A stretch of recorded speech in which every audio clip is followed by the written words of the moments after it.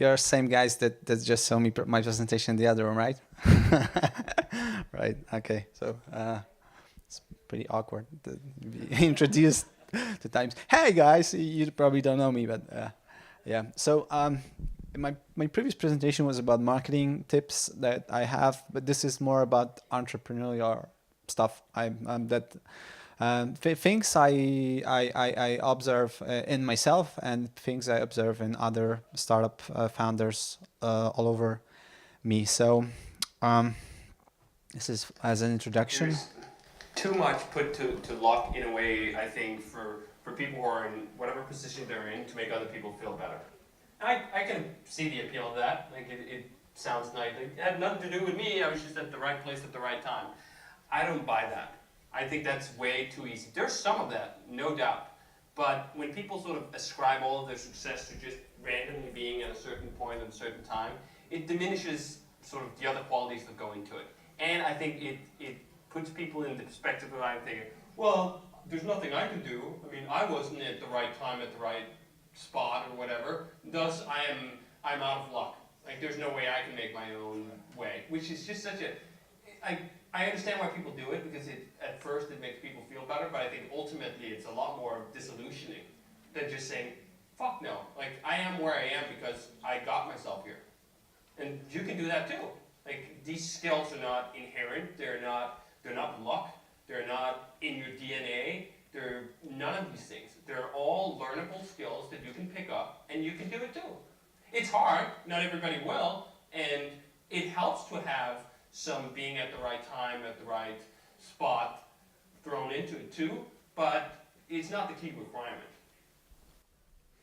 Okay.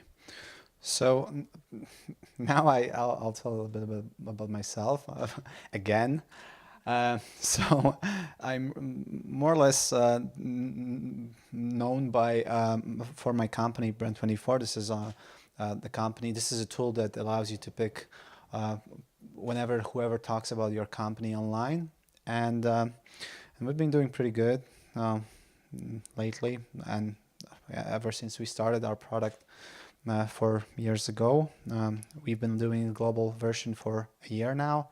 We have customers from like 35 countries. New ones coming every day. We closed the deal with the White House, with the state police in Kentucky, with the telecommunications ministry in Saudi Arabia, a post office in Singapore. So it's starting to it's becoming global a business. And here are the 10 things I hate about other startup founders and things I hate while listening to pitch. I just finished the competition. There was a competition next room, the startup competition, and the quality of presentations was really high. Although they can probably learn from this as well. And just as a intro to these things I hate, the majority of those things are the things I did wrong myself. So it's not like I'm a expert here, with a cool startup, talking shit about other founders and how people are doing such a bad mistakes, and I'm so over it, right? It's not all majority of those mistakes are mine. So yeah, first thing is more and more founders are trying to look for something unique, something that's out of this world, something that's probably a mix of GoPro, drone, 3D printer, QR codes, and whatever the hell else is trending out there, right? So just stop. There's so much space for building a business that's viable, that's just solving something a little bit better than the other guy, than the next guy, than your competitors, the companies that are currently solving this problem. And my favorite example is Zappos, and it's actually an example that David Heinemeier Hansson showed in one of his presentations. So we're talking about using some cool social media, viral things, marketing, right? Being trendy with the GoPro drone things, right? But Zappos, they're selling shoes online, and people were selling shoes to quote David, people were selling shoes before. There's nothing really a groundbreaking in selling shoes online, but there were plenty of other online shoe stores before them. So why did they succeed? They had amazing customer service. You could call them 2 a.m. and ask what's the best pizzeria in Płock, and they would answer, and they would research and answer your question and give you best, answer to their ability. So they became really popular by having extra customer service, right? Another example, one of my favorite ones, Dollar Shave Club. This is a subscription for razors. So you don't buy razors in I don't a mall or a grocery shop. You get them in mail every day, every other day in the month, right? So actually, people were selling razors before. There's the razor business is actually probably $1 billion business or multi-billion-dollar business, and yet they were able to enter this competition. And last year they generated like 60 million in annual revenue. They don't have drones. They don't have 3D printers. They're just solving a problem somewhat better than the other guys and more convenient to the customer. So the next thing I see, people talking about that, we should build a free product and then maybe money will come later, or money will definitely come later, right? It's natural in every founder that we want our product to be used. We want people to use our product, and we are very afraid that they won't, right? So we hate to slap the price on something. We prefer to just give it away for free, and maybe the money will flow, right? So there's a good video here. Like, this is the classic conundrum, the Slashdot question. You have a great application, and then something magical happens, and then you have profit. So we've been studying this conundrum for some time at 37 Signals. We've been talking to a lot of people. Been doing our research, we've been doing experiments, testing things out, what would work and what wouldn't, and we found out that having a prize is really cool for getting profits. I mean, you have customers, they pay you money for the product or service, and you get profit. And I mean, it's such a weird notion. It's almost too simple to work. But I've heard that over time, hundreds of years actually, that has been how most businesses have made their money. Yeah, so don't be afraid of putting a price on something. If you solve someone's problem, there's nothing bad about them paying you the money. So the next thing is people talking about themselves like we are disruptive innovation technology in the form of a proactive application providing synergy across growth platforms, right? And to be honest, I saw some of that during the pitch competition. I saw some of the things I had no idea what they were, right? So we're using way too many buzzwords. We're not describing our product in a way that's understandable for the majority of people, and we should exercise this every day. We should talk about our product in a way that our grandma can understand. And I did the same. I did the same error, right? I talked about my company as Brand24, social media marketing and business intelligence and business analytics, and people had no fucking idea what I do. So we started to do this otherwise, and we started to say that, listen, we are a tool that allows you to know what people say about your company online. It's understandable, right? So here's another of my favorite videos. And we're here to revolutionize the way you report bugs on your mobile platform. Happen will revolutionize location-based mobile news aggregation as you know it. We're making the world a better place through Paxos algorithms for consensus protocols. And we're making the world a better place through software-defined data centers for cloud computing. A better place through canonical data models to communicate between endpoints. A better place through scalable, fault-tolerant distributed databases with ACID transactions. And we are truly local mobile social. And we're completely low. And we're Molo so. We're low mo so, bro. We were solo mo, but now we're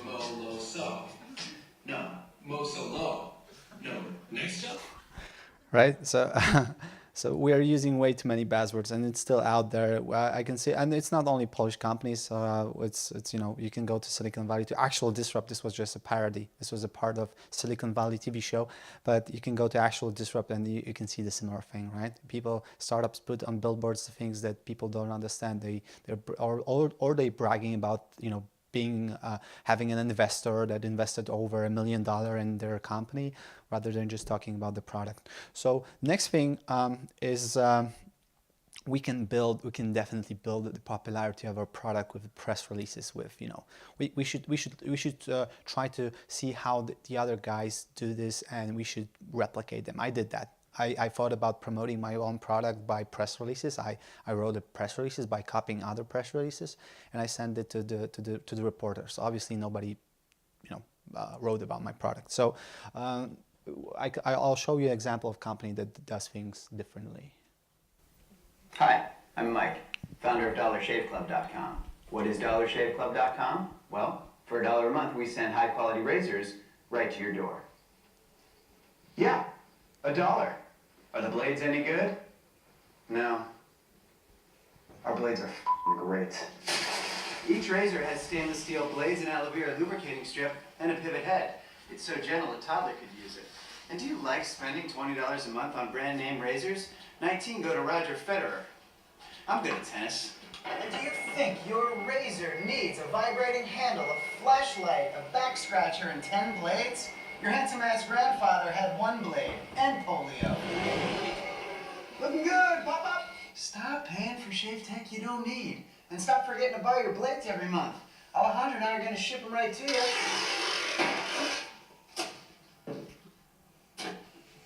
We're not just selling razors, we're also making new jobs. Alejandro, what were you doing last month? Not working. What are you doing now? Working. I'm no Vanderbilt, but this train makes hay. So stop forgetting to buy your blades every month and start deciding where you're going to stack all those dollar bills I'm saving you. We are DollarShaveClub.com, and the party is on.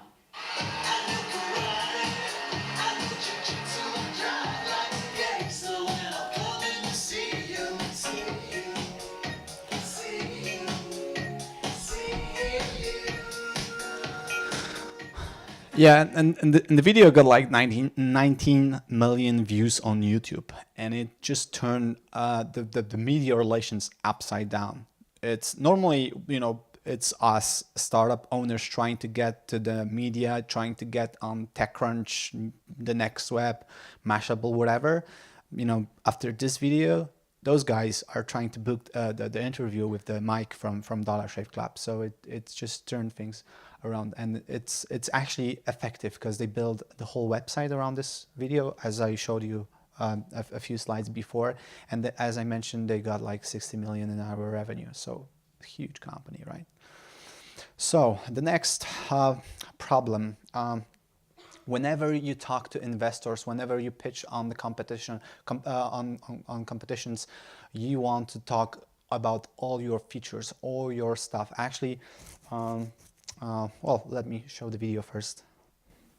The other thing is end early. Like everybody, you're all getting pulled off stage by him. Like if you go up to a girl or girl comes up to a guy and they like talk to you like way long, it's not fucking interesting. What's interesting is when they talk to you for 30 seconds and you're hanging on every word and then they leave. So leave early, finish early. Don't fucking pitch me everything. 2 cool slides. Like imagine like, hi, we're gonna like exchange all your excess cash. It's free, it's awesome. You wanna know how we do it?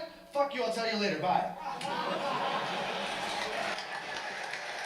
Yeah. All right, thanks, guy. I wish some of the teams during the competition would do this, but yeah, I mean, you didn't actually save much time if there's anyone from the competition. There were just like, I don't know, maybe 2 teams that finished their presentations before time. The majority of them started with the team slides, talking about who are the founders, and this is not interesting. Unless you worked at PayPal or Google, or you co-founded Tesla with Eckhart and Musk, it's not fucking interesting that you went to the University of Technology in Wrocław or Gdańsk or whatever, right? You have to be focused on your product. You have to talk about your product and not about yourself. So yeah, just save time. And this is actually a tip that's not only for the competitions or pitch competitions of any sorts. This is actually a tip for pitching anything to anyone ever, right? Your product to customer. You just cannot put all your awards in your email or your features in your initial email to your customer, because you will get no conversion, no traction. You have to be brief. You have to be brief, and you have to respect someone's time. So yeah. The next thing is, not that many companies use analytics. The majority of startups think that we're just too small to use analytics, right? It's more for larger companies, and I thought the same thing. I analyzed my business by revenue and by knowing how many people register and how many people convert to customers, and I had just those two stats, which sucks. And then we started to use analytics in more advanced capacity. So then we found out that, for example, our registration form has like 70% bounce rate. So actually, out of 10 people walking, choosing they want to register on within our product, the 7 out of 10 just went away with this. And we found out that actually the promo code makes people go away, because they start to look for promo codes online, and they start to, they cannot find them, and or cannot easily find them, and they get, discouraged. So we changed that into this, and the bounce rate went down to 20% from 70. So we actually have, the conversion rate from the main site to trial versions, so the demo versions, went from 2.5 to 7.5, so 3 times within the same amount of traffic. So I feel like marketers these days are all about, the new channel out there, whether we should be on Snapchat or maybe we should expand our presence or on Twitter or something, right? And they don't look on their own site, for low-hanging fruits to optimize. And this was like 2 days of work that got us within the same traffic 3 times more trial users, more demo users, and more potential customers in a way. So the next thing, good product will sell itself, right? We should just focus on the good product, and if we'll have the very good product, it will just spread across people virally, right? You'll be lucky if you have this. So the founders are typically very negative about salespeople. Salespeople are the people that come to our house and they try to sell us the vacuum cleaner for $9,000, right? But we need to. But actually, most businesses fail. Most startups fail due to lack of sales, lack of people that have ability to present the product, to touch the actual problem of the customer. So, but also the startups don't think about sales in a way of a funnel, right? So you don't think about the sales in a way of conversions, that you get some leads, whether it's your own website or a conference like here or some other place. You send them offers, maybe through email, maybe through LinkedIn, maybe some other way, maybe you meet those people, and you calculate the conversion from offers sent to delivered, from delivered to opened, from opened to respondent, and you can optimize each step of this conversion, right? If you change the topic of your email, you can improve the conversion from delivered to opened, because people just are interested in or more interested in the topic, right? If you improve the email itself, if you're brief, if you honestly try to solve a customer problem, understand his problem, and not sell the product for the sake of it, you can improve the conversion from open to responded, because your message was good enough to get this response.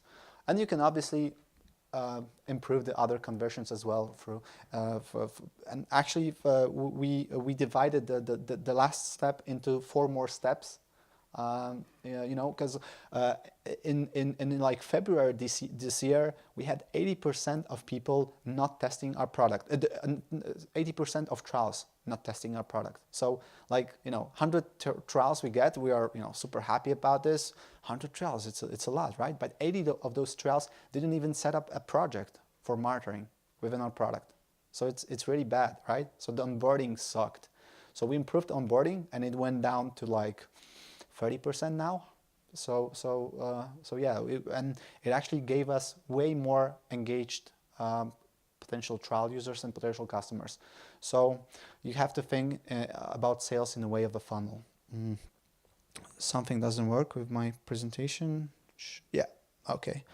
So yeah, this was 8. So we don't have time to test other tools. We are a startup, right?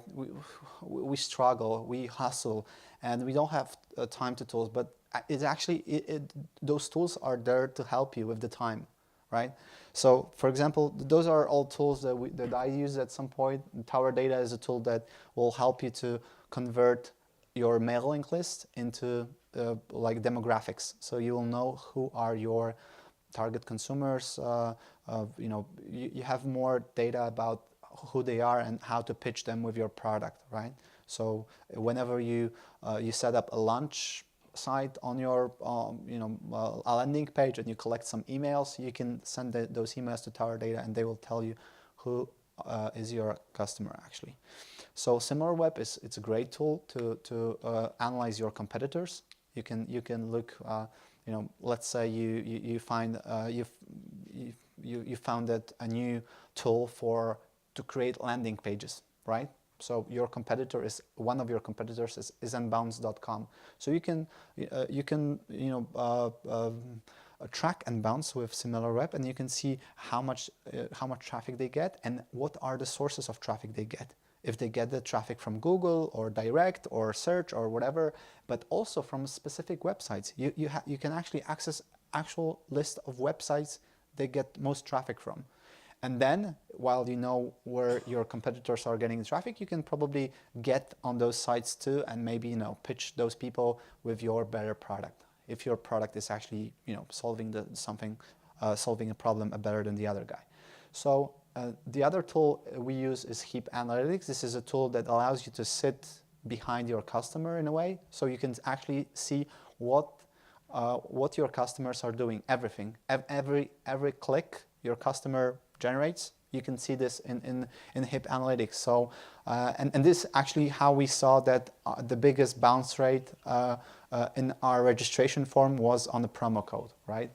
And believe me, you will when you look into Heap Analytics, you will see that your customers are behaving way different than you anticipated, and or than you imagine. And you can set up a funnels within the Heap Analytics, the similar funnels that are in Google Analytics, only more detailed, I believe. So you can measure the conversion, and you can optimize your website in a good way. So. So the last thing I want to talk to you about is going global, right? I can see that there's still not a lot of companies that are aiming global. The majority of startup founders I meet, they all go local, and then maybe they will go global. So I feel like we have to believe in ourselves, guys.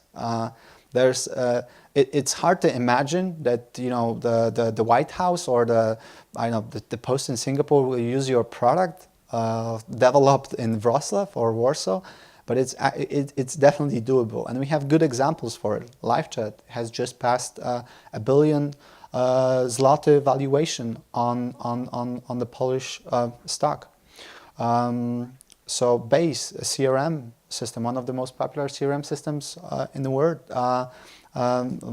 developed in Krakow, right? Dakidek, the game design studio, and also in Krakow, really cool company.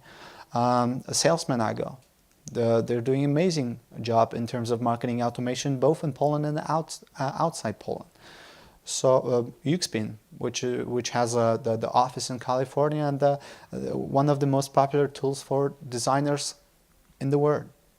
And obviously The Witcher, which is maybe not very internet kind of business, but it's definitely a unicorn across Polish companies. So it's actually doable to do a global business from here, and we should just believe in ourselves. I know it sounds like I'm some sort of MLM preacher, and I'm telling you that you can do anything if you really want to, but it's actually true. There's no boundaries anymore. If you have B2B business or B2C, you can be anywhere. Do you guys know what's the biggest company currently in Belarus? Maybe some of you? Yeah, it's called Warnet or something like that. Wargaming.net, yeah. So this is the largest company, and they're doing the internet company as it is. So you can do the business from anywhere, and it's actually in some ways it's easier to do the business from Poland. At least I believe it, because you get cheaper workforce. It sounds nasty, but it is. You have to pay $150,000 to a developer in Silicon Valley, right? And you can have a whole team here that will do probably even better job. So. Go global. And the last thing is, it's still kind of hard. I gave like 10 steps, and my Instagram profile and my Facebook profile might create impression that running a business or running a startup is really easy and cool. All this lovely ladies and money and cars and trips and traveling all over the world. Some of this is true, obviously, but you have to work really hard until you get to this part. For the first 2 years we had little money. For first year we had no money for our salaries. So I was broke. I had to lend money from my parents, from my co-founder, to just have the money for bills, right? And you work a lot. You work like 18 hours a day, and there's just little appreciation. Everyone around you saying that you're not gonna make it. That there's plenty of other companies that do this. We were like 10th monitoring tool in Poland, right? Not to mention globally. And we visited like bunch of VCs that were saying, nah, it's not gonna make it. Nah, in Poland, globally, nah, not a chance, right?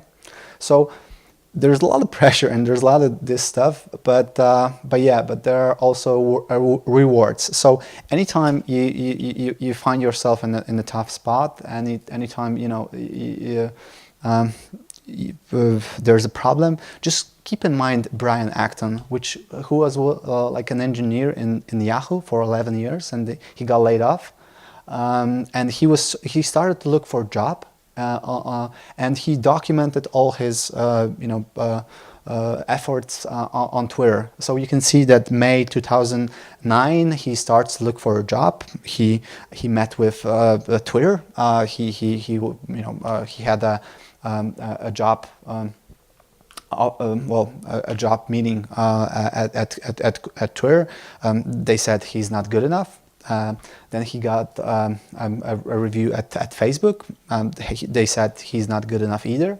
So he founded his own company. He called it WhatsApp, and he sold it to Facebook for $19 billion sometime later. So again, whenever you hear from people that you're not good enough, whenever if you didn't win the startup competition, it doesn't matter. It doesn't matter. Anything that matters is whether you want it or not. I have, for example, I have no particular skill in any topic. I had average score on each of my courses on my university. I was good at nothing, right? My only superpower is I really want, and probably more than anyone else. I really want to do this. I really want to, build a great company, etc. So I'm patient. I work hard, and those are, in my opinion, two main prerequisites to create something cool. So, conclusion. I saw the similar. I showed this similar slide on my other presentation, but I love those kind of slides. So yeah. So thanks, guys. If you have any questions, all yours.